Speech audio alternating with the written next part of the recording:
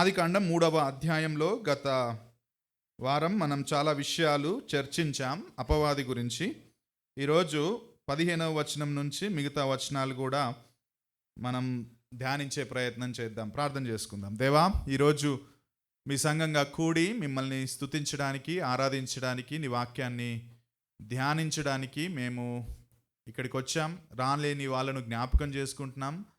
వారి మానసిక శారీరక ఇబ్బందుల నుంచి విడిపించి స్వస్థత దయచేయండి. ఈరోజు నీ వాక్యం కింద కూర్చున్న మేము నీ వాక్యాన్ని మాత్రమే ధ్యానించడానికి, అటెంటివ్గా ఉండడానికి, డిస్ట్రాక్షన్స్ని వదిలేసి వాక్యం యొక్క శక్తిని మేము అనుభవించడానికి మా అందరికీ సహాయం చేయమని, ఈరోజు మీరు మాతో మాట్లాడే మాటల ద్వారా మా జీవితాలను ప్రోత్సహించుమని యేసుక్రీస్తు నామంలో ప్రార్థిస్తున్నాము తండ్రి. ఆమెన్. ఆమెన్. ఆమెన్. ఉండనులే. రైట్. గత ప్రసంగంలో మనం అపవాది ఆదాము హవ్వలను ఏ విధంగా శోధించాడో, ఏ విధంగా పాపాన్ని వారికి వలగా వేసి, ఎరగా వేసి విజయం సాధించాడో, ఆ పాపం ఎంత తీవ్రమైందో, ఆ పాపం యొక్క ఫలితాలు కూడా ఎంత తీవ్రంగా ఉంటాయో మనం చూసాం. అపవాది అడిగిన కుయుక్తితో కూడిన ప్రశ్నలకు హవ్వ పడిపోయి, ఆ తర్వాత ఆదామును కూడా ఆ పాపానికి ఆకర్షించి వాళ్ళిద్దరూ కలిసి దేవునికి వ్యతిరేకంగా పాపం చేయడం మనం గత ప్రసంగంలో చూసాం. గత ప్రసంగానికి కొనసాగింపుగా ఇంకొక మాట చెప్పి నేను ఈరోజు ప్రసంగాన్ని కంటిన్యూ చేస్తాను. 3వ అధ్యాయం 7వ వచనం మీరు చూస్తే, ఆదికాండం 3వ అధ్యాయం 7వ వచనంలో, అప్పుడు వారిద్దరి కన్నులు తెరవబడెను, వారు దిగంబరులమని తెలుసుకొని అంజూరపు ఆకులు కుట్టి తమకు కచ్చడములను చేసుకొనిరి. 7వ వచనం. మీరు 10-11వ వచనం దగ్గరికి వస్తే, అందుకతడు నేను తోటలో నీ స్వరము వినినప్పుడు దిగంబరినిగా ఉంటిని, భయపడి దాగుకొంటిని. అందుకు ఆయన, ఎవరు? దేవుడు. నీవు దిగంబరివని నీకు తెలిపిన వాడెవడు? నీవు తినకూడదని నేను నీకు ఆజ్ఞాపించిన వృక్ష ఫలాలు తింటివా అని అడిగాను. అక్కడ లాస్ట్ టైం నేను చెప్పినప్పుడు చివరి పాయింట్ నేనేం చెప్పానంటే, వారిద్దరూ కలిసి చేసిన పాపం వారి దిగంబరత్వాన్ని బయలుపరిచింది అని నేను చెప్పాను. వారి కన్నులు తెరవబడ్డాయి. ఆ తెరవబడ్డ కన్నులతో ఒకరినొకరు చూసుకున్నారు. హవ్వ ఆదాము యొక్క దిగంబరత్వాన్ని చూసింది, ఆదాము అవ్వ యొక్క దిగంబరత్వాన్ని చూశాడు.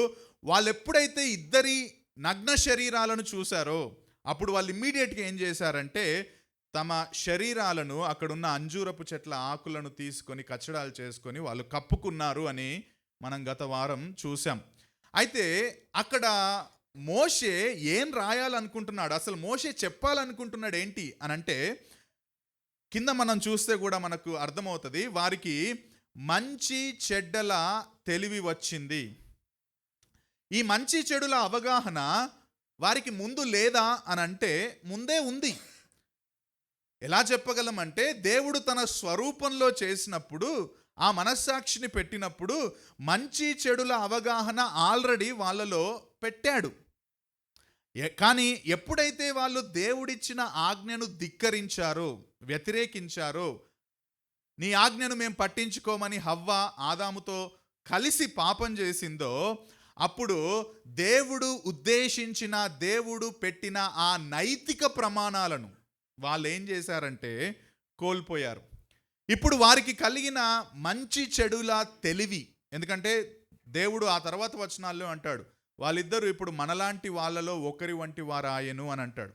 సో ఇప్పుడు వాళ్లకు కలిగిన అవగాహనకు, దానికి ముందు పాపం చేయకముందు దేవుని స్వరూపంలో వారికి ఉన్న నైతిక అవగాహనకు తేడా ఏంటి మరి? What is the difference?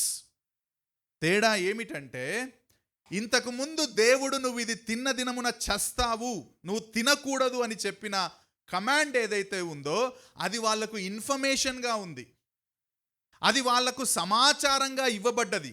When you eat you will die, that is an information. But ఎప్పుడైతే ఆదాము హవ్వలు కలిసి ఆ యొక్క పండు తిన్నారో, లేకపోతే అవిధేయత చూపారో, అప్పుడు వారికి ఆ చెడు గురించి ఎక్స్పీరియన్స్ వచ్చింది. దాన్ని అనుభవపూర్వకంగా పాపము చేయడం, పాపమును అనుభవించడం అని చాలామంది చెబుతారు. ఇంతకుముందు వాళ్ళకి ఇన్ఫర్మేషన్ ఉంది, ఆ ఆజ్ఞ ఇవ్వబడ్డది, హెచ్చరిక ఇవ్వబడ్డది, కానీ ఇప్పుడేమైందంటే వాళ్ళు తిన్నప్పుడు వారికి చెడేంటో నిజంగా ఎక్స్పీరియన్స్గా వాళ్ళకు తెలిసింది. ఆ ఆజ్ఞను అతిక్రమించడం ద్వారా ఆ చెడు తమలో ఉన్నదని వారికి తెలిసింది. వారి కన్నులు తెరువబడ్డాయంటే అర్థం అదే. మంచి చెడుల తెలివంటే దేవుడు నియమించిన నైతిక ప్రమాణాలను వ్యతిరేకించారు, పక్కన పెట్టారు. ఇప్పుడు ఏం చేశారంటే తామే నైతిక ప్రమాణాలను నియమించుకున్నారు. దేవుడు ఏం చెప్పాడంటే నువ్వు తిను దినమున చస్తావు, ఇది నేను పెట్టిన కమాండ్ అన్నాడు. కానీ ఆదాము హవ్వలు ఏం చేశారంటే నీ కమాండ్ మాకు అవసరం లేదు, what is right what is wrong అనేది మేం డిసైడ్ చేస్తాం, నైతిక ప్రమాణాలను మేం నియమించుకుంటామని దేవుని ప్రమాణాలను పక్కన పెట్టి తమకు తాము నైతిక ప్రమాణాలను నియమించుకొని దేవుని అధికారం నుండి తొలగిపోయి తమకు తామే అధికారులమని నియమించుకోవడం. అది మంచి చెడ్డుల తెలివి వల్ల వచ్చిన ఫలితం. ఇక్కడ మంచి చెడ్డుల తెలివి వాళ్ళకు వచ్చిందంటే వాళ్ళకు ఇంతకు ముందు కంటే ఎక్కువ జ్ఞానం వచ్చిందని కాదు, లేకపోతే వాళ్ళలో దైవత్వం ఇంకొంచెం పెరిగింది, దేవుని స్వరూపంలో చేయబడ్డారు కదా వీళ్ళు దేవులుగా అయిపోయారని కాదు. నైతిక విషయాల్లో తమను తాము దేవుణ్ణి పక్కన పెట్టి వాళ్ళను వాళ్ళు అధికారులుగా చేసుకోవడం. అది ఒకవేళ వాళ్ళు అది మంచే అని అనుకుంటే దేవుడు ఆ స్వరం చెప్పినప్పుడు వచ్చినప్పుడు భయపడొద్దు, వాళ్ళు ఇంకా దేవునికి దగ్గర రావాలి. కానీ ఇక్కడ ఏమైందంటే వాళ్ళు దేవుని నైతిక ప్రమాణాలను పక్కన పెట్టేసి తమను తాము దేవుని ప్లేస్లో అధికారులుగా పెట్టుకున్నారు. అప్పుడు వాళ్ళకి ఏమర్థమైందంటే మేము చేసింది పాపం, మేము చేసింది ఆజ్ఞాతిక్రమం. అందుకే సిగ్గుపడ్డారు, తమ శరీరాలను కప్పుకున్నారు, భయపడ్డారు, దేవునికి దూరంగా దాక్కున్నారు. ఆ రెండు కూడా ఆ విధంగా ఫలితంగా వారి జీవితాల్లో కలిగింది. సాతాను మంచిగానే చెప్పాడు, మీరు కళ్ళు తెరవబడతాయి, మీకేమవుతుంది, కళ్ళు తెరవబడతాయి, మీరు దేవుళ్ళు అయిపోతారు అని చెప్పాడు, దేవతల వంటి వారు అవుతారు. కానీ ఇప్పుడు ఏమర్థమైందంటే వీళ్ళకు సాతాను చెప్పింది అబద్ధం అంతా వెళ్ళిపోయింది. ఒకవేళ ఆ తెలివి మంచిదే అయితే ఆ తెలివి సంతోషాన్ని ఇచ్చేది, భయాన్ని ఇచ్చేది కాదు, దేవుని పట్ల గౌరవాన్ని ఇచ్చేది. కానీ ఆ తెలివి వాళ్ళకి ఇప్పుడు చెడ్డది. ఆ చెడ్డది ఏం చేసిందంటే బాధనిచ్చింది, సిగ్గునిచ్చింది, షేమ్నిచ్చింది, దేవునికి వ్యతిరేకంగా పాపం చేశానన్న అపరాధ భావనను వారిలో కలిగించింది. అందుకే ఏదేను నుంచి వాళ్ళను వెళ్ళగొట్టడానికి ముందు 22వ వచనంలో దేవుడు ఈ విధంగా అంటాడు, ఇదిగో మంచి చెడ్డలను ఎరుగునట్లు ఆదాము మనలో ఒకని వంటి వాడాయను, కాబట్టి అతడు ఒకవేళ తన చెయ్యి చాచి జీవవృక్ష ఫలాలను కూడా తీసుకుని నిరంతరము జీవించునేమో. మంచి చెడ్డలు ఎరుగునట్లు మనలో ఒకని వంటి వాడయ్యాడు అంటే ఇప్పుడు మనిషి దేవుడైపోయాడని అర్థం కాదు, కానీ ఆదాము నిజమైన జ్ఞానం పొందుకున్నాడని కూడా అర్థం కాదు. కానీ తన నైతిక ప్రమాణాలను తానే నియమించుకొని, తన నైతిక ప్రమాణాలను తానే నిర్వచించుకొని దేవునికి వేరుగా తన మీద తాను అధికారిగా ఉండడానికి మనలో ఒకని వంటి వాడాయను అని అన్నాడు దేవుడు. అక్కడ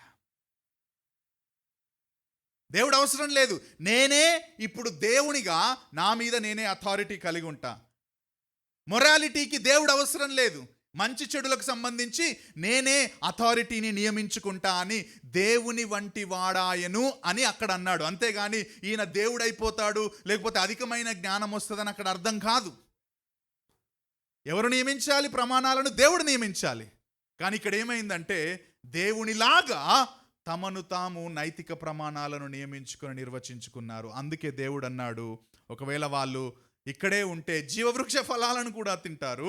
ఇప్పుడు ఆల్రెడీ పతనమైన స్థితిలో ఉన్నారు, ఆ పతనమైన స్థితిలోనే కంటిన్యూ అవుతారు, అది చాలా చాలా ప్రమాదం అని చెప్పి వాళ్ళని అక్కడి నుంచి ఆయన వెళ్ళగొట్టాడు. ఒక రకంగా దేవుడికి మాత్రమే చెందిన రోల్ మనిషి ఇప్పుడు అక్కడ తీసుకున్నాడు పాపం చేయడం వల్ల. ఒకవేళ దేవుడు వాళ్ళని వెళ్ళగొట్టకపోతే ఆ జీవవృక్ష ఫలాలు తినుంటే అదే పాప స్థితిలో ఎప్పటికీ ఉండిపోతాడు. కాబట్టి ఆ ఫలాలు తినకుండా దేవుడు ఏం చేశాడో తెలుసా అండి? యాక్చువల్లీ వాళ్ళని వెళ్ళగొట్టి వాళ్ళను చాలా చాలా కృపతో కుమ్మరించాడు. ఇంతకుముందు పాట పాడినట్టుగా దేవుని కృప ఆయన వారిని వెళ్ళగొట్టడంలో దేవుని ప్రేమ కనబడుతుంది, దేవుని ఉద్దేశం కనబడుతుంది, దేవుని విమోచన ప్రణాళిక కనబడుతుంది. పాపం ఏం చేసిందంటే దేవునితో ఆత్మీయ సంబంధాన్ని తెగ్గొట్టింది. ఆ తర్వాత ఆయన సన్నిధి నుంచి కూడా వాళ్ళను వెళ్ళగొట్టింది, అపరాధ భావనను తీసుకొచ్చింది. మాకు మేమే అధికారులుగా ఉండాలన్న ఒక చెడు తత్వాన్ని ఆదాము హవ్వలకు పాపం కలిగించింది. ఇదిగో ఈ మాట వినండి జాగ్రత్తగా. అది లాస్ట్ ప్రసంగంలో నేను ఇంట్రడక్షన్లో చెప్పాను. ఈ లోకంలో ఉన్న సమస్యలకు, మన సంబంధాలలో ఉన్న ఘర్షణలకు, మన సృష్టిలో ఉన్న పెను విపత్తులకు, అసూయలకు, కోపాలకు, హత్యలకు, అత్యాచారాలకు, మోసాలకు, వీటన్నింటికీ కారణం ఎక్కడ జరిగిందంటే ఇదిగో ఆదాము హవ్వలు చేసిన పాపము ద్వారా దానికి బీజం పడింది. వారి పాపం చాలా పెద్దది, వారి పాపం చాలా తీవ్రమైనది. ఆ పాపము ద్వారానే ఇప్పుడు మన సమస్యలన్నీ కూడా ఈ లోకంలో ఉన్నాయి అని మనం అర్థం చేసుకోవాలి. అయితే దేవుడు తన న్యాయవంతుడైన దేవుడు, నీతి కలిగిన దేవుడు, ఏ రోజైతే ఆదాము హవ్వలు ఆ పాపం చేశారో ఆ రోజే వాళ్ళని చంపేయడానికి అర్హుడు. నీవు నాకు వ్యతిరేకంగా, నా స్వరూపంలో, నా పోలికలో నన్ను ప్రతిబింబించడానికి నా ప్రతినిధిగా నిన్ను చేసి ఏదెను తోటలో పెట్టి నీకు కావలసినవన్నీ దయచేసి నిన్ను ఈ తోటను కాయమని, ఏలుమని, అభివృద్ధి చెందుమని నేను చెబితే నా మాటను నువ్వు జవదాటావు. పరిశుద్ధుడనైనా, పవిత్రుడనైనా, నీతికి న్యాయానికి మూలమైన నా మాటను నువ్వు జవదాటావు. కాబట్టి నువ్వు శిక్షకు అర్హుడవు, మీరు శిక్షకు అర్హులు అని ఆ రోజు వాళ్ళిద్దరిని చంపడానికి దేవునికి 100% అధికారం ఉంది. కానీ తన నిబంధన కొనసాగించడానికి, తన విమోచన ప్రణాళిక, Genesis is all about the redemptive plan of God. తన విమోచన ప్రణాళికను ఆయన కొనసాగించడానికి, యేసుక్రీస్తును ఒకరోజు హెచ్చించడానికి, ఆయనను మహిమపరచడానికి, తన నిబంధనను కొనసాగించడానికి, తన విమోచన ప్రణాళికను కొనసాగించడానికి దేవుడు 15వ వచనంలో ఈ మాట చెప్పాడు. 3వ అధ్యాయం 15వ వచనం. మరియు నీకును స్త్రీకిని, నీ సంతానమునకు ఆమె సంతానమునకు వైరము కలగజేసేదను, అది నిన్ను తల మీద కొట్టును, నీవు దానిని మడిమె మీద కొట్టుదువు. ఈ మాటలు జాగ్రత్తగా మనం విందాం. అతి పెద్ద పాపం జరిగింది, తీవ్రమైన పాపం జరిగింది, నీతి న్యాయానికి మూలమైన దేవునికి వ్యతిరేకంగా పాపం జరిగింది. దేవుడు వాళ్ళని చంపేయొచ్చు, కానీ దేవుడు 15వ వచనంలో చెప్పిన మాటలు ఏంటో తెలుసా అండి? పాపము, మరణము, అపరాధ భావన, దుర్మార్గమైన పరిస్థితిలో గల ఆ ఇద్దరి వ్యక్తులకు, లేకపోతే మన మూల పితరులకు దేవుడు ప్రేమామయుడుగా మొదటిసారి ప్రత్యక్షపరుచుకొని చెప్పిన మాటలు అవి. దేవుడు ఎంత కృపగలవాడో తెలియజేసే వచనాలవి. తన కవనెంట్ ఆఫ్ గ్రేస్ని, తన కృపా నిబంధనను ప్రత్యక్షపరచిన క్షణాలవి. పాపుల పట్ల దేవుడు ఎంత కరుణ గలవాడో చూపించే మాటలవి. శిక్షకు, నాశనానికి వెళ్తున్న ప్రజలకు, ఈ మాట వినండి, నిరీక్షణనిచ్చే దేవుని మాటలవి. అందుకే 3వ అధ్యాయం 15ని ప్రపంచ క్రైస్తవ చరిత్రలో ప్రోటో ఎవాంజలియం అని అంటారు. అంటే the first gospel preached in the garden of Eden. మొట్టమొదటి సువార్త. The first gospel was preached by God himself. దేవుడే మొదటి సువార్తను ఆదాము హవ్వలకు, పాపములో పడిపోయి నాశనానికి అర్హులైన వాళ్లకు నిరీక్షణ కలిగించడానికి మొదటి సువార్త మాటలు ప్రోటో ఎవాంగెలియం అని అంటారు. ఆ ఆదాము హవ్వలకు మొట్టమొదటిసారి దేవుడే ఆ సత్యాన్ని బోధించాడు. మనం అనుకుంటాం చాలాసార్లు మొదటి ప్రసంగం చేసింది సువార్తది యేసుక్రీస్తు ప్రభు. ఈ లోకానికి వచ్చినాక 30 సంవత్సరాలు బతికి 3.5 సంవత్సరాలకు పరిచర్యకు రావడానికి ముందు ఆయన పలికిన మొదటి మాటలు, దేవుని రాజ్యము సమీపించుచున్నది, మారు మనస్సు పొందుడి. అది మొదటి సువార్త అని అనుకుంటాం మనం. ఒకవేళ యేసుక్రీస్తు ప్రభు తర్వాత అంటే ఇదిగో ఆయన శిష్యులు సువార్త సత్యాన్ని, దేవుని రాజ్యాన్ని ప్రకటించడానికి వెళ్ళారు, వాళ్ళు మొదట సువార్త ప్రకటించారు అని అనుకుంటాం. ఒక రకంగా నూతన నిబంధనలో అట్లా అనిపిస్తుంది. కానీ మొత్తంగా చూస్తే దేవుడే మొదటి ప్రసంగికుడు, దేవుడే మొదట సువార్త చెప్పాడు. The first evangelist is God himself. And you know who are the first audience who heard the gospel? Adam and Eve. మొదటి సువార్తను విన్న శ్రోతలు ఎవరంటే ఆదాము హవ్వలే. దేవుడు అంటున్నాడు ఆ రోజు, నీకును స్త్రీకిని, నీ సంతానమునకు ఆమె సంతానమునకు వైరము కలగజేసేదను, అది నిన్ను తల మీద కొట్టును, నువ్వు దాని మడిమె మీద కొట్టుదువు. దాంట్లో ఉన్న విషయాలు ఈరోజు మనం లోతుగా వెళ్ళి చూద్దాం. దాంట్లో ఒక ప్రాముఖ్యమైన సంగతి చెప్తున్నాడు దేవుడు. ఆ రోజు నుండి 3:15 నుండి సాతానుకు మరియు ప్రజలకు, అంటే స్త్రీ సంతానానికి మధ్య వైరం మొదలైంది. ఆ వైరమే మన సమస్త సమస్యలకు కారణమయ్యింది. అది ఏ పాపమన్నా తీసుకోండి, ఏ పాపమన్నా తీసుకోండి, ఆ రోజు మొదలయ్యింది ఆ వైరం. ఇది దేశాల మధ్య, దేశంతో దేశానికి ఉన్న వైరం కాదు. ఇది సాతానుకు మరియు స్త్రీ సంతానమైన ప్రజలకు మధ్య కలిగిన వైరంగా మనం చూస్తాం.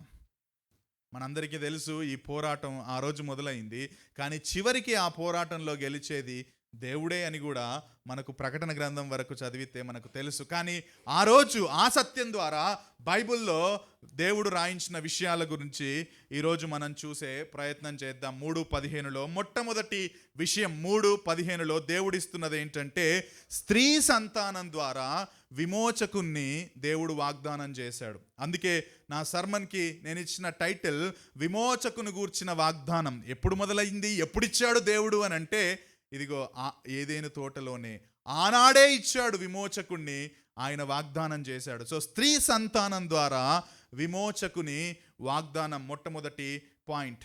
మీరు జాగ్రత్తగా గమనిస్తే 3వ అధ్యాయంలో లాస్ట్ టైం కూడా మనం మాట్లాడుకున్నాం, ఎవరు మొట్టమొదటిగా అపరాధంలో మోసంలో పడ్డారు? హవ్వ, స్త్రీ పడ్డది. కాబట్టి మీరు చూడండి, ఇక్కడ కూడా దేవుడు స్త్రీ సంతానము అని మొదలు పెడతాడు. స్త్రీ ద్వారా మొదటిగా ప్రారంభం అయ్యింది కాబట్టి పాపం, ఆ స్త్రీ ద్వారానే పాప సమస్యకు పరిష్కారంగా విమోచకుణ్ణి దేవుడు వాగ్దానం చేశాడు. హీబ్రూలో సంతానం అన్న పదానికి మోషే వాడిన పదం ఏంటంటే జారా, ZARA, జారా. ఎక్కువగా ఈ పదాన్ని ఆదికాండంలో 40 కంటే ఎక్కువ సార్లు వాడారు. చాలా మందికి కలిపి వాడారు, అంటే ఒక్క వ్యక్తికి వాడలేదు. జారా అన్నది చాలా మందికి కలిపి వాడారు. కానీ ఇక్కడ కేవలం ఒక్క వ్యక్తికే వాడారు, అది సింగులర్గా వాడారు. చాలా మందికి ఎక్కడ వాడారంటే ఆదికాండం 12వ అధ్యాయంలో అబ్రాహామును పిలిచి, ఇదిగో నీ సంతానమును నేను విస్తరింపజేసేదను అని చెప్పినప్పుడు సంతానము అన్న మాట ఇమ్మీడియట్గా అబ్రహాము నుంచి వచ్చే ఇస్సాకు గురించి అక్కడ మాట్లాడట్లేదు, కానీ అక్కడ నీ సంతానము అంటే ఆయన ద్వారా రాబోయే ప్రజలకు అని అక్కడ మాట్లాడాడు, చాలా మందికి అని అక్కడ మాట్లాడాడు. కానీ ఇక్కడ నీ సంతానమునకు స్త్రీ సంతానము, స్త్రీ సంతానం అన్న మాటకు ఓన్లీ ఒక్క పర్సన్కే వాడారు. ఎలా చెప్పగలము అంటే, దాని తర్వాత వచనాన్ని చూస్తే మనకు అర్థమవుతుంది. ఏమనుంది అక్కడ? అది నిన్ను తల మీద కొట్టును. యాక్చువల్లీ తెలుగులో ట్రాన్స్లేషన్ నాకు నచ్చలేదు, ఇంగ్లీష్లో బాగుంది ట్రాన్స్లేషన్. అది ఏముంది తెలుసా? ఇంగ్లీష్లో హీ విల్ బ్రూయిజ్ యువర్ హెడ్, ఆయన నిన్ను తల మీద కొడతాడు అని ఉంది అక్కడ. ఇక్కడ తెలుగులో అది అని రాశారు. బహుశా ఆ ట్రాన్స్లేషన్ నాకు నచ్చలేదు. నేను మార్చుకోవాలనుకుంటే నేను మార్చుకుంటా, మీరు మార్చుకోవద్దనుకుంటే ఉంచుకోండి. కానీ అక్కడ పాయింట్ ఏంటంటే హీ విల్ బ్రూయిజ్, అక్కడ ఒక్క వ్యక్తి నీ తల మీద కొడతాడు అని ఉంది. కాబట్టి ఈ జారా అన్న పదం హీబ్రూలో ఇక్కడ ఒక వ్యక్తికి, ఏ వ్యక్తి అంటే ఈ స్త్రీ ద్వారా వచ్చే వ్యక్తికి ఇవ్వబడ్డది, లేకపోతే మోషే రాశాడు అని మనం అర్థం చేసుకోవచ్చు. బై ద వే, మీరు హీబ్రూ భాషలో చూస్తే, ఎందుకు మన దగ్గర కూడా జనరల్గా సంతానం అని చెప్పినప్పుడు తండ్రి సంతానంగా ఎక్కువగా మాట్లాడతారు, ఫాదర్కి ఇస్తారు. ప్యాట్రియార్కల్ సొసైటీలో తండ్రికి ఎక్కువగా ఆపాదిస్తారు. హీబ్రూస్లో కూడా, హీబ్రూ వాళ్ళలో కూడా అట్లనే ఉండేది. అక్కడ జనరల్గా పురుష సంతానం అని వాడేవాళ్ళు జనరల్గా. కానీ మీరు బైబిల్లో నేను ఆ వచనాలు చూపిస్తా పురుష సంతానం ఎలా వాడారనేది. కానీ ఇక్కడ ఒక్కసారి మాత్రమే, ఓన్లీ కేవలం ఇక్కడ మాత్రమే బైబిల్లో స్త్రీ సంతానము అని వాడబడింది. ఎక్కడ వాడారు? యాక్చువల్లీ ఇంగ్లీష్లో సీడ్ ఆర్ ఆఫ్ స్ప్రింగ్ అని ఉంటుంది. సో హీబ్రూలో అది జారా. ఇక్కడ మాత్రమే స్త్రీ సంతానం అని వాడారు. మిగతా అన్ని ప్లేసెస్లో పురుషుని సంతానంగా చెప్పారు. ఎక్కడ? ఆదికాండం 12వ అధ్యాయం 7వ వచనం. అబ్రహాముతో దేవుడు చెప్పిన మాటల్లో అబ్రహాము పురుషుడు నీ సంతానము అని చెబుతాడు. ఆదికాండం 26:4వ వచనం, 26:4 ఇక్కడ ఇస్సాకుతో కూడా నిబంధన చేసినప్పుడు నీ సంతానము అని చెబుతాడు. ఆదికాండం 28:13 అక్కడ యాకోబు కూడా పురుషుడే, ఆయనతో కూడా నీ సంతానము అని అంటాడు. 2వ సమూయేలు 7:12 దావీదుతో ఇదిగో నీ సంతానము. మీరు ఎక్కడన్నా చూడండి హీబ్రూలో పురుష సంతానము అని ఎక్కువగా మాట్లాడతారు, కానీ కేవలం 3:15లో, ఆదికాండం 3:15లో స్త్రీ సంతానము అని అక్కడ మోషే చేత దేవుడు రాయించాడు. ఎందుకంటే ఆ స్త్రీ ద్వారానే ఒకరోజు ఈ యొక్క పాప సమస్యకు పరిష్కారంగా పురుషుని ప్రమేయం లేకుండా విమోచకుడు రాబోతున్నాడు. కాబట్టి మీరు ఆదికాండం మొత్తం చదివితే ఈ సీడ్ అన్న థీమ్ బిబ్లికల్ థియలాజికల్ పర్స్పెక్టివ్లో చూస్తే ఈ సీడ్ ఆదికాండం మొత్తంలో కూడా మనకు కనబడుతుంది. ఆదాము హవ్వలు ఆ తర్వాత వాళ్ళు కలిశారు, ఆ తర్వాత వాళ్ళకి 2 పిల్లలు పుట్టారు, కయీను అండ్ హేబేల్. ఆ తర్వాత కయీను హేబేల్ను చంపేస్తాడు, ఆయన సంతానం కాదని అక్కడ తేలిపోయింది, ఆయన హంతకుడు అయ్యాడు. ఆ తర్వాత షేతు ద్వారా ఆ మాట అక్కడ వాడబడింది. ఆదికాండం 4వ అధ్యాయంలో షేతు సంతానము, సీడ్ అన్న పదాన్ని వాడారు. షేతు తర్వాత వచ్చిన ఆయన ఇప్పుడు ఇది నెరవేర్చబోతున్నాడా అని ఎదురు చూశారేమో కాబోలు, కానీ అక్కడ కూడా కాలేదు. ఆ తర్వాత అబ్రహామును పిలిచాడు. అబ్రహాము సంతానమా అనుకున్నారు, కాదు, అబ్రహాము కూడా కాదు. అబ్రహాముకు వాగ్దానం ఇచ్చాడు, నీ కుమారుడు నీ సంతానం అని. బహుశా ఇస్సాకు అని అనుకున్నారు, ఇస్సాకు కూడా కాదు. ఆ తర్వాత యాకోబు కూడా కాదు. ఆ తర్వాత యోసేపు, అసలు యోసేపు ఆ లీనియేజ్లోనే లేడు. మనం యోసేపు దగ్గరికి వచ్చినప్పుడు నేను చెబుతాను, అసలు అబ్రహాము ఇస్సాకు యాకోబు సంతానం అన్నది క్లియర్గా ఉంది, కానీ యోసేపు అన్నది అసలు లేనేలేదు సంతానం, ఆ లీనియేజ్లో లేనేలేడు. మరి ఏంటి, మోషే ఇస్సాకు యాకోబుల కంటే యోసేపుకు అన్ని చాప్టర్లు ఇచ్చాడు, అంత ఎక్కువగా ఆయన గురించి మాట్లాడాడు. యోసేపును చాలా చాలా అధికంగా హెచ్చించినట్టుగా, యోసేపు నుంచి ఎన్నో మోరల్ స్టోరీలు మనకు చెప్పినట్టుగా బైబిల్లో రాయించాడు. ఎవరి యోసేపు? అక్కడికి వచ్చినప్పుడు నేను వివరంగా చెప్తాను, కానీ ఈ యోసేపు ఎవరో తెలుసా? యూదాను కాపాడడానికి దేవుడు వాడుకున్న సంతానం. ఒక రకంగా యూదా ద్వారా యేసుక్రీస్తు ప్రభు రాబోతున్నాడు, విమోచకుడు ఈ లోకానికి.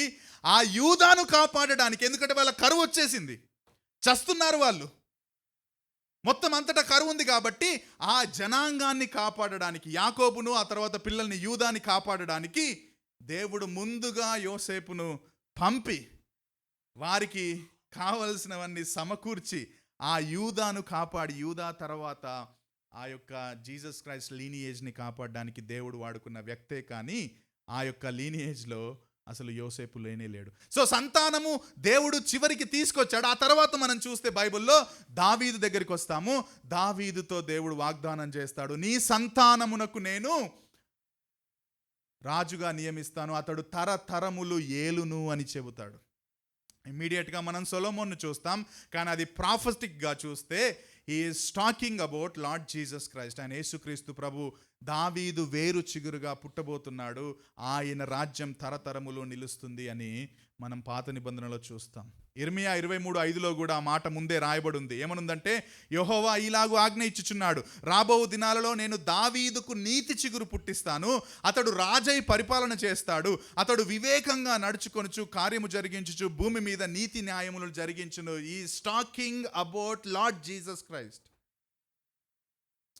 అందుకే మనం చివరిగా దావీదు వేరు చిగురుగా, దావీదు సంతానముగా మనం యేసుక్రీస్తు ఈ లోకానికి రావడాన్ని మనం చూస్తాం. అందుకే మత్తయి సువార్త 1వ అధ్యాయం 1వ వచనం మీరు చూస్తే, మాథ్యూ గాస్పల్ చాప్టర్ 1 verse 1 మీరు చూస్తే ఇలా స్టార్ట్ అవుతుంది, అబ్రహాము కుమారుడగు దావీదు కుమారుడైన యేసుక్రీస్తు వంశావళి. ఎవరా సంతానము? పాత నిబంధనలో 3వ అధ్యాయంలో 15లో అక్కడ దేవుడు ఇచ్చిన మొట్టమొదటి సువార్తలోని సంతానం ఎవరంటే, ఇదిగో మత్తయి 1:1లో దేవుడు చెప్పిన అబ్రహాము కుమారుడైన దావీదు కుమారుడైన యేసుక్రీస్తు ప్రభువు. అది ఎలా నెరవేరింది అంటే గలతీ 4:4 లాస్ట్ టైం కూడా మనం చూసాం. కాలము పరిపూర్ణమైనప్పుడు దేవుడు తన కుమారుణ్ణి పంపాడు, ఆయన స్త్రీ యందు పుట్టి. పురుష సంతానం అని కూడా వాడలేదు న్యూ టెస్టిమెంట్లో కూడా. ఆయన స్త్రీ యందు పుట్టి అది నూతన నిబంధనలో నెరవేరడం మనం చూస్తాం. అసలు ఎందుకు ఇలా రాయబడింది 3:15 అంటే, ఇదిగో అపవాది తల మీద కొట్టే విమోచకుడు కన్య మరియ గర్భంలో తండ్రి ప్రమేయం లేకుండా పుట్టబోతున్నాడు అన్న సత్యాన్ని దేవుడు 3:15 రాయించాడు. మాటలు అర్థమవుతున్నాయి అనుకుంటా. The virgin birth of Mary was prophesied in Genesis 3:15 itself. అందుకే అక్కడ పురుష సంతానము అని వాడబడకుండా స్త్రీ సంతానం వాడబడింది అని మనం చాలా క్లియర్గా చూస్తాం. ప్రవచనాత్మకంగా యెషయా కూడా 7వ అధ్యాయం 14వ వచనంలో ఆ మాట అంటాడు. యెషయా 7:14, కాబట్టి ప్రభువే తాను ఒక సూచన మీకు చూపును, ఆలకించుడి, కన్యక గర్భవతి అయి కుమారుని కని అతనికి ఇమ్మానుయేలని పేరు పెడతారు. యేసుక్రీస్తుకు 400-500 సంవత్సరాల క్రితం చెప్పబడిన ప్రవచనాత్మకమైన మాటలు అవే. అది ఎప్పుడు నెరవేరిందంటే యేసుక్రీస్తు ఈ లోకానికి వచ్చినప్పుడు నెరవేరింది. ఇంకా చాలా క్లోజ్ కనెక్షన్ చూపిన మీకు గలతీ పత్రిక 3:16, గలేషియన్స్ 3:16 చూడండి. ఇంకా అది యేసుక్రీస్తుకు సంబంధించిందే అని చెప్పడానికి పౌలు చాలా చక్కగా చెప్పేస్తాడు 3:16లో. మీ బైబిల్లో చూడండి, నేను కూడా చదువుతాను. అబ్రహామునకును అతని సంతానమునకును వాగ్దానములు చేయబడెను. గలతీ 3:16, అబ్రహామునకును అతని సంతానమునకు వాగ్దానములు చేయబడెను, ఆయన అనేకులను గూర్చి అన్నట్టు నీ సంతానములకును, ప్లూరల్ వాడలే, సంతానాలు అంటే చాలామంది అయిపోతారు, ఓకే, చాలామంది పిల్లలు అవుతారు.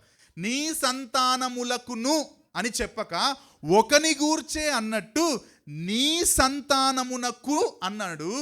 ఆ సంతానము క్రీస్తు. పౌలు దాన్ని ఓపెన్ చేసేసాడు. ఆ సంతానము క్రీస్తు. ఈ మాట జాగ్రత్తగా వినండి. దేవుడు ఆదాము హవ్వల అవిధేయతకు, వారి పాపానికి ఆ రోజే వారిని చంపేయాలి. ఈ మాట నేను చాలాసార్లు ఈరోజు వాడతాను. ఎందుకంటే నీతికి న్యాయానికి మూలమైన దేవుడు అది చేయడానికి అర్హుడు. కానీ అది అర్థమైతేనే మనకి కృప అర్థమవుతుంది. వాళ్ళు చేసిన పాపం ఎంత తీవ్రమైందో అర్థమైతే ఈ కృప ప్రేమ అర్థమవుతుంది. కాబట్టి వారిని చంపేయాలి దేవుడు ఆ రోజే. కానీ దేవుడు మానవాళి పాప సమస్యకు పరిష్కారంగా, ఆదాము హవ్వలకు మాత్రమే కాదు, ఆదాము హవ్వల ద్వారా రాబోయే ప్రతి మానవుని పాప సమస్యకు పరిష్కారంగా విమోచకుణ్ణి ఎప్పుడు వాగ్దానం చేశాడంటే 3:15లో వాగ్దానం చేశాడు. ఎంత ప్లాన్ చూడండి దేవుడు. నువ్వు ఈరోజు యేసు ప్రభువుని అంగీకరిస్తే రక్షించబడ్డావని అనుకుంటున్నావేమో, కాదు. నీ రక్షణకు కారణమైన యేసుక్రీస్తు ప్రభువును ఆనాడే దేవుడు వాగ్దానం చేశాడు. That is the redemptive plan of God.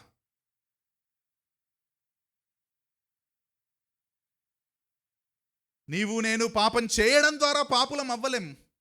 ఆదాము హవ్వల ద్వారా ఆ పాపం మనకు సంక్రమించి అంతరంగంలో పాపం ఉంది కాబట్టే మనం పాపం చేస్తున్నాం.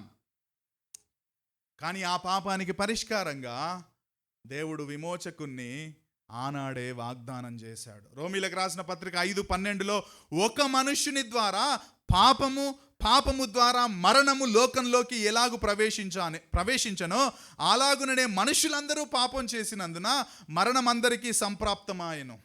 మనం ఆత్మీయ మరణానికి మాత్రమే అర్హులం.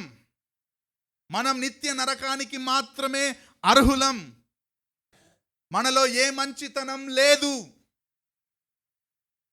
మనం గలీజ్ వ్యక్తులం. ఎందుకంటే మనం చేసింది దేవునికి వ్యతిరేకంగా పాపం.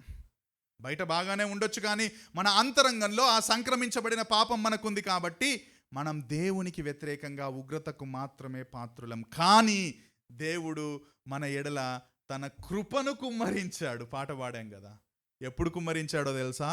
ఆదాము హవ్వలు పాపం చేసినప్పుడే తన కృపను కుమ్మరించాడు. ఆ రోజే విమోచకుణ్ణి, ఒక రకంగా చెప్పాలంటే క్రిస్మస్, మనం రాసుకున్నాం కదా ఇక్కడ, క్రిస్మస్ వాగ్దానాన్ని దేవుడు ఆనాడే దయచేశాడు. I am going to give my son who is going to die on the cross to ransom. మిమ్మల్ని విడుదల చేయడానికి ఆయన ఆ రోజే వాగ్దానాన్ని దయచేశాడు. హల్లెలూయా. అప్పుడప్పుడు అనొచ్చేమో, ఏం తెలుస్తుంది ఇక్కడ? ఏం తెలుస్తుందో చెప్పనా? దేవుడు మన పట్ల ఎంత ప్రేమ కలిగిన వాడో చూపిస్తుంది. దేవుడు మన పట్ల ఎంత కృప కలిగిన వాడో మనకు తెలియజేస్తుంది. దేవుడు మనల్ని యాక్సిడెంటల్గా కాదు, ఆయన ప్రణాళికలో భాగంగా ఎన్నుకున్నాడని, ఆయన ప్రణాళికలో భాగంగా ఈ క్రీస్తును పంపుట ద్వారా తన పిల్లలుగా మనల్ని చేసుకున్నాడు. అది ఈరోజు జరిగింది కాదు, అది ఆ రోజే ఆయన ప్లాన్ చేశాడని ఆయన మన పట్ల చూపిస్తున్న విస్తారమైన ప్రేమ కృపను మనకు తెలియజేస్తుంది. The promise in Genesis 3:15 shows the love of God in our lives. Christmas ఏం చెప్తుంది తెలుసా మనకు? దేవుడు మనల్ని ఎంతగా ఎప్పటి నుంచి ప్రేమిస్తున్నాడో, ఎంతగా మనల్ని పట్టించుకుంటున్నాడో, ఎంతగా ప్రణాళికలో మనల్ని భాగం చేశాడో మనకు తెలియజేస్తుంది. స్త్రీ సంతానము ద్వారా విమోచకుణ్ణి దేవుడు మనకు దయచేశాడు. ఏం చేశాడు? My second point. ఆ విమోచకుడు చేసిన కార్యం ఏంటి? రక్షణ కార్యం ఏంటి? That is my second point. క్రీస్తు రాబోతున్నాడు, విమోచకుడు రాబోతున్నాడని వాగ్దానం వచ్చింది. అయితే ఈ విమోచకుడు ఏం చేయబోతున్నాడు? What is going to do? ఏమంటున్నాడు అక్కడ? ఆయన నిన్ను తల మీద కొట్టును, నీవు దానిని మడిమె మీద కొట్టెదవని చెప్పెను. నీవు ఆయన మడిమె మీద కొట్టెదవని చెప్పెను. కరెక్ట్ ట్రాన్స్లేషన్ ఒకవేళ అనుకుంటే. ఆయన నిన్ను తల మీద కొడతాడు, నీవు ఆయన మడిమె మీద కొట్టుదు. అసలు తల మీద కొట్టడం అంటే ఏంటి? తల మీద కొట్టడం అంటే ఏంటో చెప్పనా అండి? విమోచకుడైన క్రీస్తు కన్యా గర్భంలో జన్మించి సిలువ మరణం ద్వారా, ఈ మాట జాగ్రత్తగా వినండి, సిలువ మరణం ద్వారా అపవాది శక్తిని నిర్వీర్యం చేయడం తల మీద కొట్టడం అంటే. అపవాదికి ఉన్న అధికారాన్ని తొలగించడం. పాపం మీద ఇప్పుడు వానికి అధికారం ఉంది. నేను అందుకే ఆ మాటతోటే ప్రారంభం చేశాను. ఎప్పుడైతే పాపం చేశారో దేవుని అధికారాన్ని పక్కన పెట్టి ఇప్పుడు మాకు మేమే అధికారులమని వాళ్ళు పాప అధికారాన్ని ప్రాక్టీస్ చేయడం మొదలుపెట్టారు. యేసుక్రీస్తు విమోచకుడుగా వచ్చి సిలువ మీద మరణించి ఇదిగో పాపం యొక్క అధికారాన్ని, శక్తిని నిర్వీర్యం చేయడం, తల మీద కొట్టడం. మరణం మీద అధికారం గల సాతాను శక్తిని నాశనం చేయడమే విమోచకుడు తల మీద కొట్టడం, అపవాది తల మీద కొట్టడం. ఎందుకంటే తల దేన్ని సూచిస్తుందంటే అథారిటీని సూచిస్తుంది, అధికారాన్ని సూచిస్తుంది. హెబ్రీ గ్రంథకర్త అందుకే అంటాడు 2వ అధ్యాయం 14-15 వచనాల్లో, హెబ్రీ 2:14-15లో, కాబట్టి ఆ పిల్లలు రక్త మాంసములు గలవారైనందున ఆ ప్రకారమే మరణము యొక్క బలము గలవానిని. చూడండి ఆ మాటలు. అనగా అపవాదిని మరణము ద్వారా నశింపజేయడానికి. ఎవరి మరణం ద్వారా? విమోచకుని మరణం ద్వారా నశింపజేయడానికి. జీవితకాలం అంతా మరణ భయం చేత దాస్యమునకు లోబడిన వారిని విడిపించుటకు ఆయన రక్త మాంసములలో పాలివాడాయను. ఆయన శరీరధారిగా కన్య గర్భంలో పుట్టాడు, రక్త మాంసములలో పాలివాడయ్యాడు. ఎందుకయ్యాడని హెబ్రీ గ్రంథకర్త అడిగితే ఆయన అంటున్నాడు, అపవాదిని మరణము ద్వారా నశింపజేయడానికి.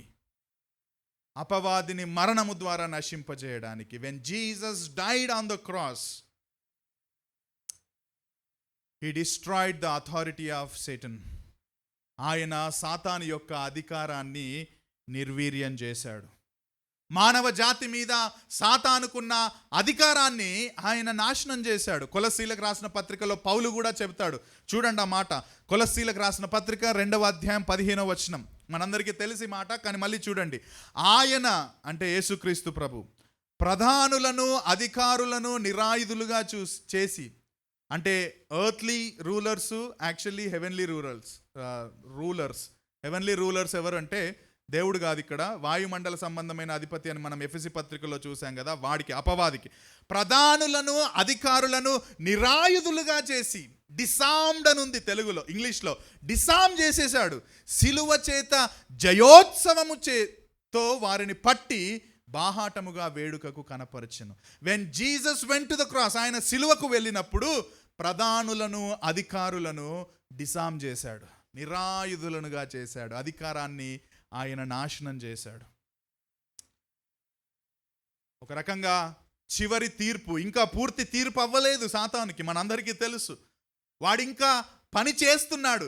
చివరి తీర్పుకు ముందుగా సాతానును దేవుడు యేసుక్రీస్తు మరణం ద్వారా ఓడగొట్టేశాడు. జాన్ మెకార్థర్ గారు ఈ విధంగా అంటారు, రోమా 16:20 మీకు తెలియవచ్చు, లేకపోతే నేను చదువుతాను. రోమా 16:20, సమాధానకర్తయగు దేవుడు సాతానును మీ కాళ్ళ కింద శీఘ్రముగా చితక త్రొక్కించును.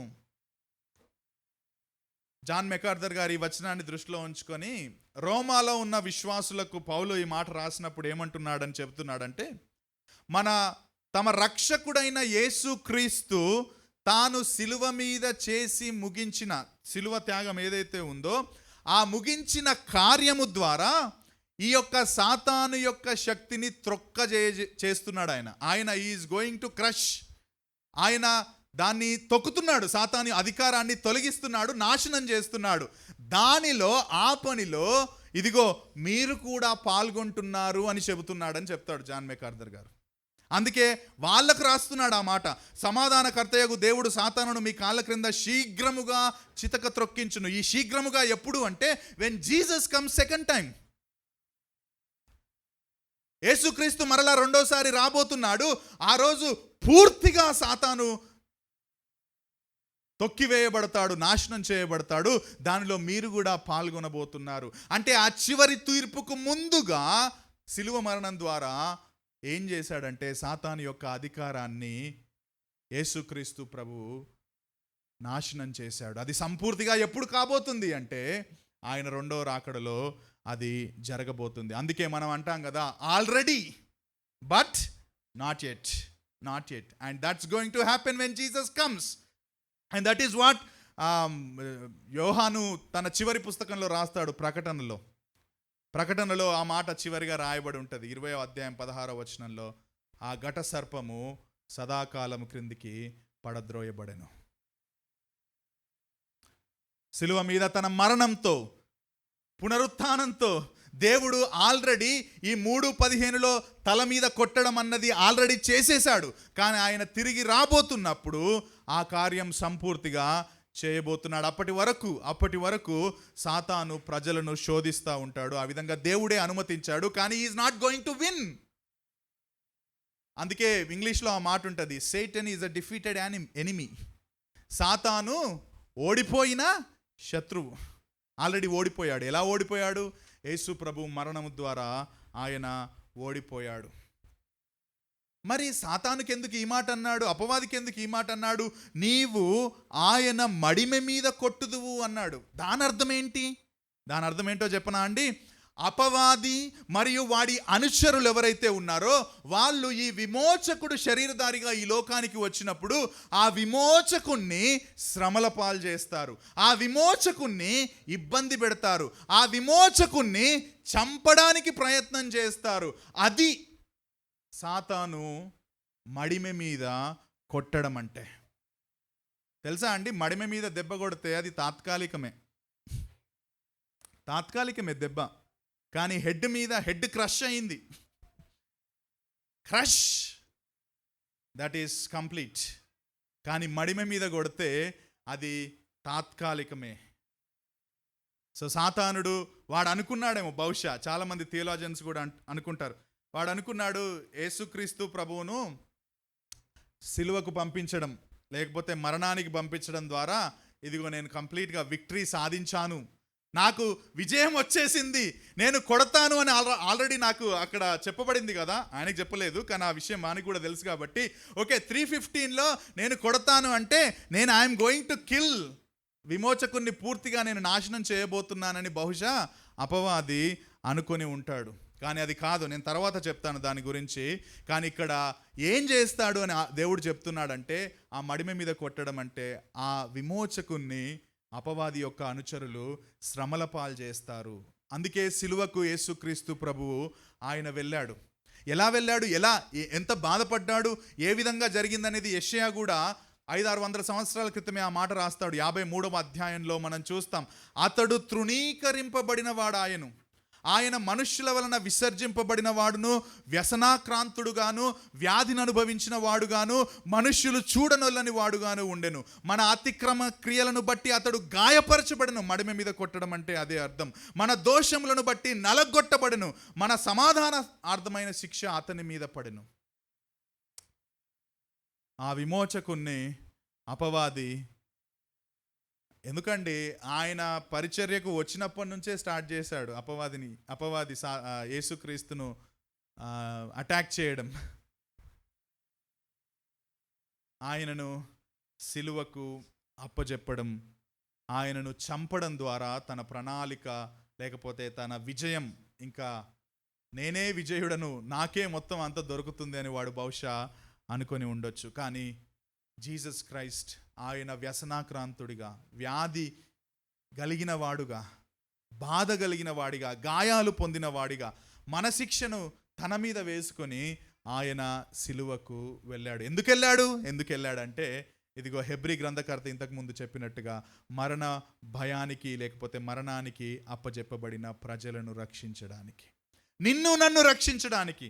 ఆదాము హవ్వల ద్వారా సంక్రమించబడిన ఆ పాపంలో ఉన్న మనలని, దేవునితో తెగిపోయిన సంబంధం కలిగిన మనలని, ఉగ్రతకు పాత్రులమైన మనలని రక్షించడానికి మనకు బదులుగా ప్రాయశ్చిత్తం చెల్లించడానికి ఆయన సిలువకు వెళ్ళాడు. దేవుడు క్రీస్తు మరణానికి కొంతమంది సాదృశ్యంగా అని చెబుతారు, తీసుకోవచ్చేమో. ఆనాడే వారి అంజూరపు చెట్ల కచ్చడములను తొలగించి వారికి జంతు చర్మపు చొక్కాయిలను తొలగించాడు. కొంతమంది దాన్ని, ఆ రోజు జంతువులను దేవుడు బలిచ్చాడు, అది క్రీస్తు రక్తానికి సాదృశ్యంగా ఉంది, ఇదిగో ఆ రోజే పాప విమోచనకు ప్రాయశ్చిత్తం చెల్లించబడ్డది, దాన్ని సాదృశ్యంగా తీసుకోవచ్చని చాలామంది నమ్ముతారు. మనం కూడా తీసుకోవచ్చు, కానీ అక్కడ మెయిన్ పాయింట్ అది కాదు.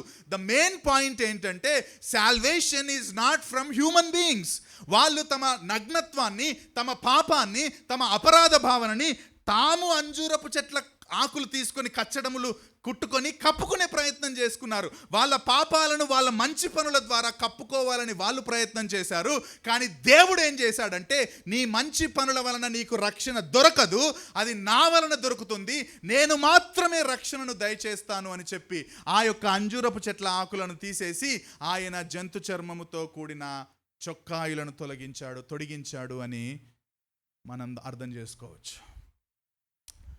ఏ కులానికి చెందిన, మతానికి చెందిన, ప్రాంతానికి చెందిన, జాతికి చెందిన, భాషకు చెందిన, ఏ దేశానికైనా చెందిన వాళ్ళైనా సరే మన మంచి పనుల ద్వారా మనం దేవుణ్ణి చేరుకోలేం, దేవుని యందలి రక్షణను పొందుకోలేం, దేవునితో తెగిపోయిన సంబంధాన్ని తిరిగి పునరుద్ధరించలేము.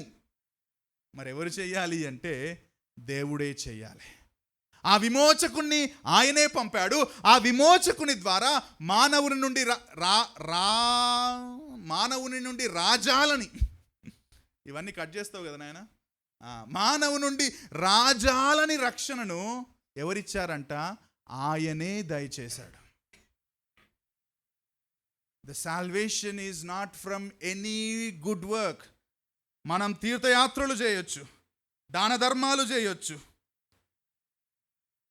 మంచి పనులు చేయొచ్చు, 10 మందిని చదివించవచ్చు, బూతులు మాట్లాడకుండా ఉండొచ్చు, మోసం చేయకుండా ఉండొచ్చు, ఇంకే పనైనా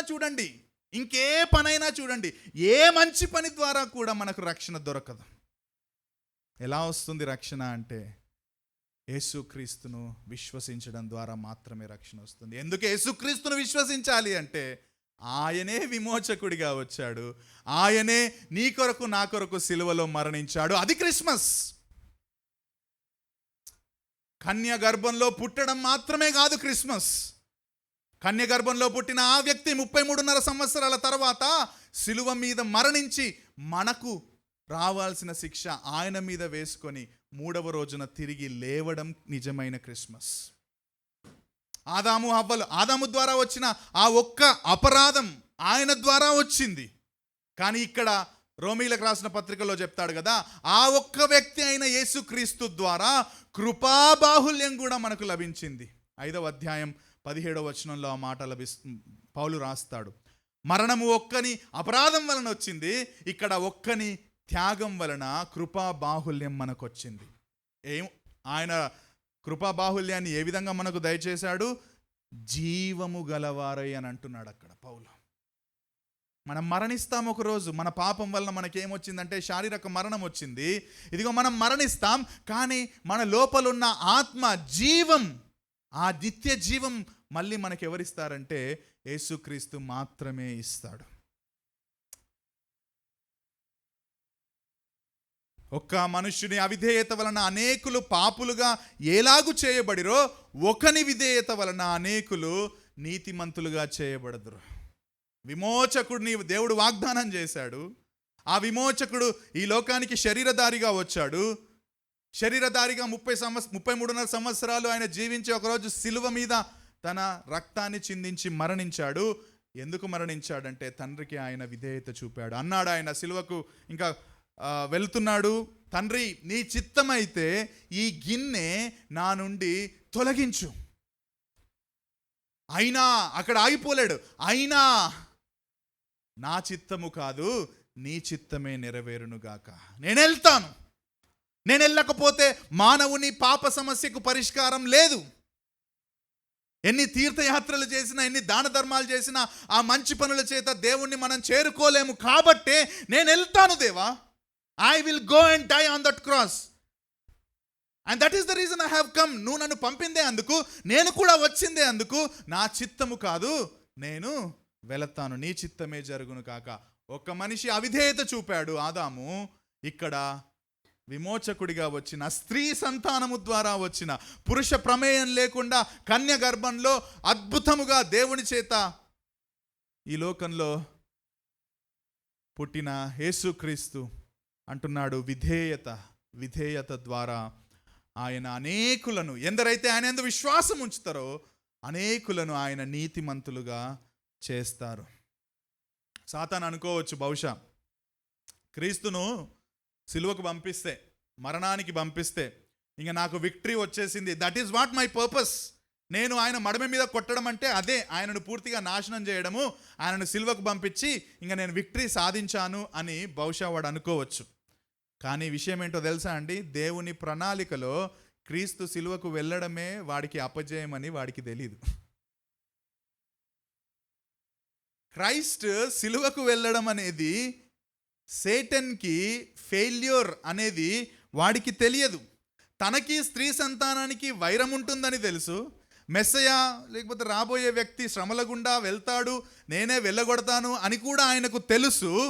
కానీ ఆ సిలువ మరణం ద్వారానే వాడికి అపజయం వస్తుందన్న విషయం వాడికి తెలియదు.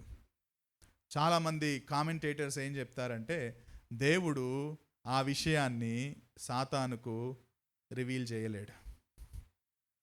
That is hidden. And by the way, సాతానుడు సర్వజ్ఞాని కాదు. He is not omniscient. వాడికి తెలీదు. అందుకే క్రీస్తును సిలువకు పంపించాలని వాడు యూదాలోకి వెళ్ళాడు.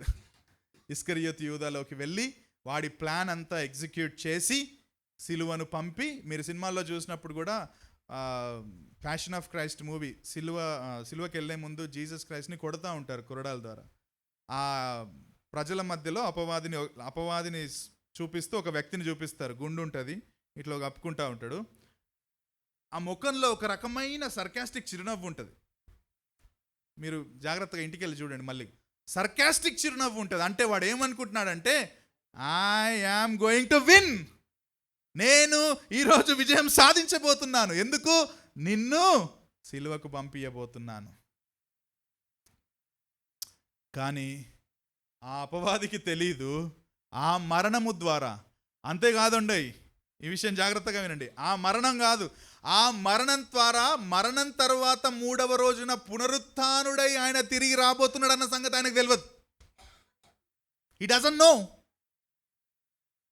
ఆయన మరణము మరియు పునరుత్థానము ద్వారా తిరిగి లేవడం ద్వారా సాతానుడికే అది పెద్ద అటాక్ అని, వాడు ఆ రోజు నాశనం చేయబోతున్నాడన్న సంగతి వానికి తెలియకుండా దేవుడు ఈ విషయాన్ని తన ప్రణాళికలో ఎగ్జిక్యూట్ చేశాడు. అది beauty of the gospel. That is the Christmas. వాడికి తెలీదు. అంత ఎందుకండి, వీళ్ళు ఇంకా పడిపోయిన దేవదూతలు వీళ్ళు, అవునా? అసలు పైనున్న దేవదూతలకే చాలా విషయాలు తెలియదు, వాళ్ళు సర్వజ్ఞానులు కాదు. అందుకే సంఘములో జరుగుతున్న సంగతులు, సువార్త సంబంధమైన విషయాలను తొంగి చూడాలని వాళ్ళు ఆశపడ్డారంట. పేతురులో ఆ మాట రాస్తాడు. They wanted to see. Wow, చర్చ్లో యూనిటీ మిస్టరీ రివీల్ అయినప్పుడు కూడా వాళ్ళు ఇంత గొప్పదా అని చెప్పేసి వాళ్ళు ఆశ్చర్యపోయారంట దేవదూతలు. వాళ్ళకి తెలియదు.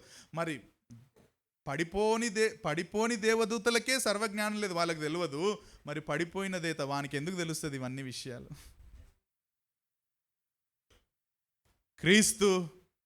క్రీస్తును సిలువేసేలా ప్రజలను పురికొల్పడం తన విక్టరీ అనుకున్నాడు అపవాది.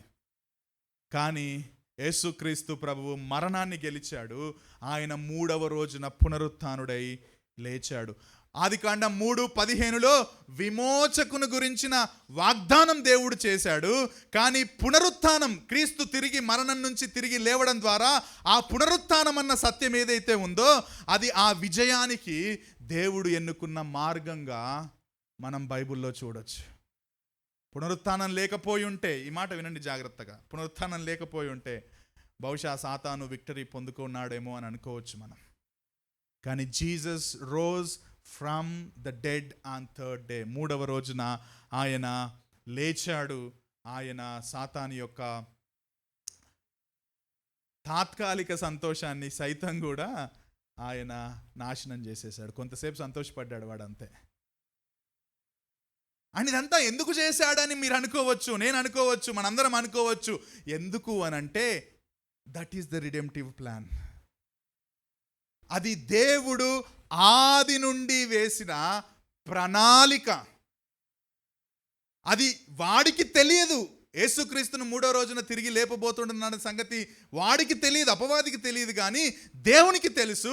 ఎందుకంటే దేవుడు ఆ ప్లాన్ ముందే వేశాడు. విమోచకుణ్ణి పునరుత్థానుడిగా లేపి ఆ తర్వాత ఆయనను తిరిగి ఈ లోకానికి మళ్ళీ తీసుకొని వచ్చి యేసుక్రీస్తు తన కుమారునికి రాజ్యమంతా అప్పచెప్పి ఆయన సదాకాలము ఈ యొక్క సృష్టిని ఏలడానికి దేవుడు నియమించిన ప్రణాళిక అది. ఆ ప్రణాళికలో భాగంగా ఇదంతా జరిగింది. మరి మనకేంటి అంటే ఆ ప్రణాళికలో నీవు నేను పాలిభాగస్థులం అయ్యాం. ప్రకటన 20:10లో ఆయన వచ్చినప్పుడు జరిగేది, చివరిసారిగా ఆయన 2వసారి వచ్చినప్పుడు జరిగేది కూడా జాన్ రాస్తాడు. అక్కడ అపవాది యొక్క సంపూర్ణమైన నాశనాన్ని మనం చూస్తాం. వారిని మోసపరిచిన అపవాది అగ్ని గంధకములు గల గుండములో పడివేయబడను. That is going to be the final day for Satan. That is the plan of God. అప్పటి వరకు వాడు మనల్ని శోధిస్తాడు. అప్పటి వరకు వాడు మన కుయుక్తిగా మనల్ని పాపం చేయడానికి ప్రేరేపిస్తాడు. ఇది తప్పేం లేదు, ఇది పాపం చేయొచ్చు, ఇలా చేస్తే పర్వాలేదు, మిగతా వాళ్ళు అందరూ చేస్తున్నారు కదా అని చాలా చాలా కుయుక్తిగా మనల్ని పాపం చేయడానికి ప్రేరేపిస్తూనే ఉంటాడు. కానీ విమోచకుడు మరణించి తిరిగి లేచాడు, ఆయన రాబోతున్నాడు. అప్పటి వరకు ఆ సాతానుని అగ్నిగుండంలో పడవేసి నిత్య నాశనానికి వాడిని తీసుకుపోయేంత వరకు ఈ విమోచకుని పట్టుకొని మనం జీవించాలి క్రైస్తవులమైతే. ఆ విమోచకుని ఆజ్ఞలను పాటిస్తూ మనం కొనసాగాలి. క్రైస్తవులమైతే యేసుక్రీస్తును అంగీకరిస్తే that is what the Christmas. Christmas అంటే మనం మంచిగా డెకరేట్ చేసాం, చాలా మంచిది. కానీ Christmas is not about this decoration. Christmas is not about the celebration. అందుకే నేను రాసుకున్నాను ఒక దగ్గర, క్రిస్మస్ అంటే ఇంటి మీద చుక్క, ఇంట్లో మాంసం ముక్క కాదు.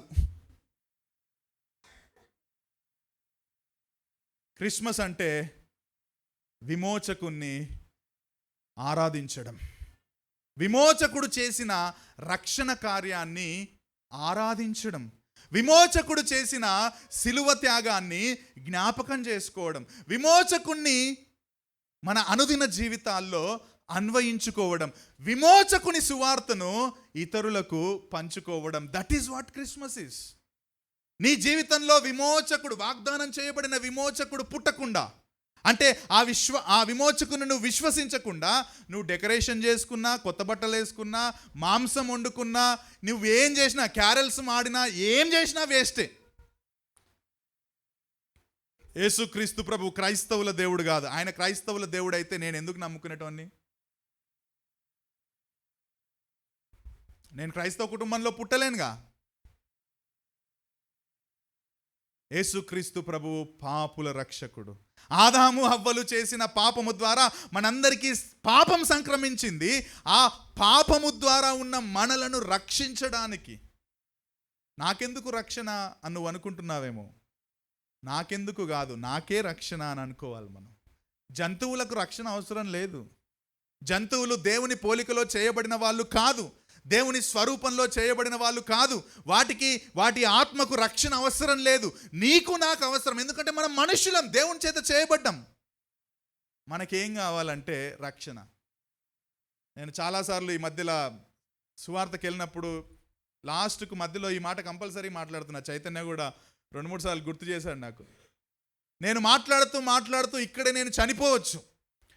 ఇప్పుడే చనిపోవచ్చు. నేను హార్ట్ అటాక్ వచ్చి ఇప్పుడే కింద పడిపోవచ్చు. నా శరీరానికి మరణం ఉంది ఇక్కడ, కానీ నా ఆత్మకు మరణం లేదన్న సంగతి నాకు ఇప్పుడు తెలుసు. ఎందుకంటే విమోచకుడు నాకు వాగ్దానం చేయబడ్డాడు. 3:15లో దేవుడు నాకు విమోచకుడిని వాగ్దానం చేశాడు. ఆ విమోచకుడు ఏం చేశాడంటే, నేను మరణించినా సరే నా ఆత్మకు నిత్య జీవం ఇవ్వడానికి ఆయన మరణము గెలిచి తిరిగి లేచాడు. ఇక్కడ కూర్చున్న మీలో ఇంకా ఎవరైనా యేసుక్రీస్తు ప్రభు క్రైస్తవుల దేవుడు, ఆయన క్రిస్టియన్స్కి దేవుడు అనుకుంటే కాదు. ఆయన నీ దేవుడు, నా దేవుడు. ఈ లోకాన్ని చేయడమే కాకుండా ఆ లోకంలో ఉన్న పాపాన్ని తీసివేయడానికి, నీలో ఉన్న పాపాన్ని తీసివేయడానికి ఈ లోకానికి వచ్చి మరణించి తిరిగి లేచిన ప్రేమ కలిగిన దేవుడు. అందుకే స్టార్టింగ్లో చెప్పాను, 3:15 వాగ్దానంలో మనకేముందంటే దేవుని ప్రేమ ఉంది, దేవుని కృప ఉంది. నీ సొంత పనుల ద్వారా రక్షణ లేదు, రాదు అన్న సత్యానికి వ్యతిరేకంగా కేవలం కృప ద్వారా, ఎఫెసీ పత్రిక 2:8 కృప ద్వారా మాత్రమే రక్షణ. ఎక్కడ ఉంది ఆ వాగ్దానం అంటే 3:15లో ఉంది. బైబిల్ చదువుతూ, వాక్యం చదువుతూ, సంఘానికి వస్తూ కూడా క్రీస్తుకు వేరుగా, క్రీస్తును అంగీకరించని వ్యక్తిగా ఉంటే నువ్వు ఒకరోజు నాశనం కాబోతున్నావు. యేసుక్రీస్తు నీకోసం ఈ లోకానికి వచ్చిన విమోచకుడు, నీకోసం వచ్చి మరణించి తిరిగి లేచిన విమోచకుడు. ఆయనను అంగీకరించండి. ఒకవేళ నువ్వు అంగీకరిస్తే, ఆల్రెడీ యేసు ప్రభువును నీ యొక్క స్వరక్షకుడిగా అంగీకరించి క్రైస్తవుడిగా నువ్వు ఉంటే, 3:15 బట్టి ప్రతి క్షణం దేవునికి స్తుతులు చెల్లించాల్సిన వారమై ఉన్నాం. క్రిస్మస్ టైంలోనే కాదు, 3:15 బట్టి మన జీవితకాలం మట్టుకు, దేవా నువ్వు నా కోసం ఈ లోకానికి వచ్చావు, అతి శ్రేష్టమైనది నాకు ఇచ్చావు. నాకు డబ్బు ఇవ్వలేదు, నాకు కార్లు ఇవ్వలేదు, నాకు ల్యాప్టాప్ ఇవ్వలేదు, నాకు మొబైల్ ఫోన్ ఇవ్వలేదు, నాకు మంచి భార్యని ఇవ్వలేదు, నాకు భర్తని ఇవ్వలేదు, నాకు మంచి ఇల్లు ఇవ్వలేదు, ఇవేమి ఇవ్వలేవు దేవా. అయినా సరే పర్వాలేదు, నాకు నువ్వు అతి శ్రేష్టమైన రక్షణనిచ్చావు దేవా అని ప్రతిరోజు కూడా ఆయనకు వందనాలు చెల్లించాలి. నాకు రవీంద్ర ఇచ్చాడు కాబట్టి కారు ఉంది ప్రస్తుతానికి. నాకు ప్రస్తుతానికి కారు లేదు, రవీంద్ర కారు అది. నాకు ఇల్లుంది సంగారెడ్డిలో, అతి త్వరలో దాన్ని అమ్మేయబోతున్నాను, తీసేయబోతున్నాను. అంటే మీరు అందరూ అమ్ముకోండి, తీసేయమని నేను చెప్పట్లేదు. నా పాయింట్ ఏంటంటే, అవి లేకపోయినా నాకు పర్వాలేదు. మేము ఇల్లు మారదామంటే మా మేడం అన్నది 3 BHKలో ఉన్నాం ప్రస్తుతానికి తక్కువ రెంట్తో. ఒకవేళ మనకు డబ్బులు ఏదైనా తగ్గినా సరే, మనం ఒకవేళ ఇదైనా సరే 2 BHKకైనా పోదాం, అడ్జస్ట్ అవుదాం. 1 BHK అయినా పర్వాలేదు, నేను వస్తాను. 1 BHKలో నేను ఉండలేనమ్మా, నీకు కష్టం అవుతుందని నేను చెప్పాను. కానీ the point of the matter ఏంటంటే, ఇల్లు పోయినా, నా భార్య పోయినా, పిల్లలు పోయినా, కారు పోయినా, చివరికి నా ప్రాణం పోయినా, I will be the happiest person. ఎందుకో తెలుసా? 3:15 దేవుడు నాకు వాగ్దానం ఇచ్చాడు. ఒకవేళ మీరు ప్రామిస్ కార్డులు పెట్టాలనుకుంటే, అన్ని ప్రామిస్ కార్డుల మీద 3:15 పెట్టి అక్కడ పెట్టండి. వేరే ఏ ప్రామిస్లు అవసరం లేదు మనకు. 3:15 అన్ని కార్డ్స్ అవే ఉండాలి, అందరిని వచ్చి తీసుకోమని చెప్పాలా? ఏమొచ్చింది నీకు ప్రామిస్? 3:15 నా కోసం విమోచకుడు వచ్చాడట. అవునా, నా కోసం కూడా విమోచకుడు వచ్చాడట. మన అందరి కోసం విమోచకుడు వచ్చాడు. హల్లెలూయా. మనందరం కూడా ఆ క్రీస్తు సంఘ సభ్యులం. మనందరికీ కలిపి వాగ్దానం ఇచ్చాడు దేవుడు.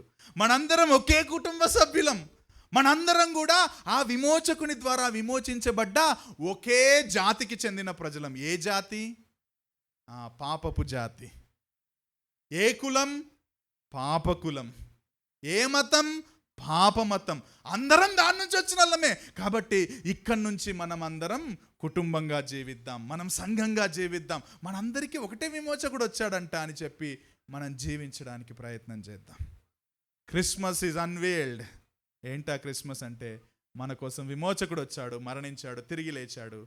మనం చచ్చిపోయినా సరే ఆయనతో ఉండడానికి నిత్య సంతోషాన్ని మనకిచ్చాడు.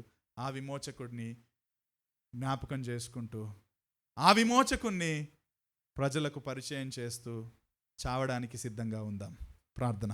దేవా, క్రిస్మస్ అంటే ఈ డెకరేషను, ఈ సెలబ్రేషను ఇది కాదు ప్రభువా. క్రిస్మస్ అంటే ఆదికాండం 3:15 దేవా మా కోసం మీ కుమారుడైన క్రీస్తును ఈ లోకానికి పంపి శిలువ మరణం ద్వారా మా జీవితాలను, మా పాపపు జీవితాలను పరిష్కరించడానికి నువ్వు ఎన్నుకున్న మార్గం. ఎంత గొప్ప ప్రేమ, కృప మా మీద నువ్వు కుమ్మరించావో 3:15లోని మాటలు మేము చదివితే మాకు అర్థమవుతుంది. దేవా, మాకు సహాయం చేయండి. విమోచకుణ్ణి మేము ఇంకా అంగీకరించకపోతే ఎవరైనా అంగీకరించేలా వారి హృదయంలో కార్యం చేయండి. ఆ విమోచకుణ్ణి అంగీకరించిన తర్వాత దేవా, మేము మా పాపాన్ని అధిగమిస్తూ పవిత్రులుగా, పరిశుద్ధులుగా జీవిస్తూ, నీ ఆజ్ఞలకు లోబడుతూ, సంఘాన్ని ప్రేమిస్తూ, ఒకరోజు రెండవసారి విమోచకుడు వచ్చి అపవాదిని నాశనం చేసే పనిలో పాల్గొంటూ సదాకాలము నీ అధికారం క్రింద ఉండడానికి మేము సిద్ధపడేలా మా అందరికీ సహాయం చేయమని దేవా, మరొకసారి క్రీస్తును ఈ లోకానికి పంపినందుకు కృతజ్ఞతలు ప్రభు. ఆయన రాకపోయి ఉంటే మేము నరకానికి వెళ్ళే వాళ్ళం. ఆయన మరణించకపోయి ఉంటే మా గతి అధోగతే. కానీ నువ్వు మమ్మల్ని ప్రేమించావు, కృప చూపించావు. నీకంటే ఎక్కువగా మమ్మల్ని ఇంకెవరూ ప్రేమించలేరు ప్రభువా. మీకు థ్యాంక్స్ చెబుతూ, వందనాలు చెల్లిస్తూ ఈ ప్రార్థన యేసుక్రీస్తు నామంలో సమర్పిస్తున్నాం తండ్రి. ఆమేన్.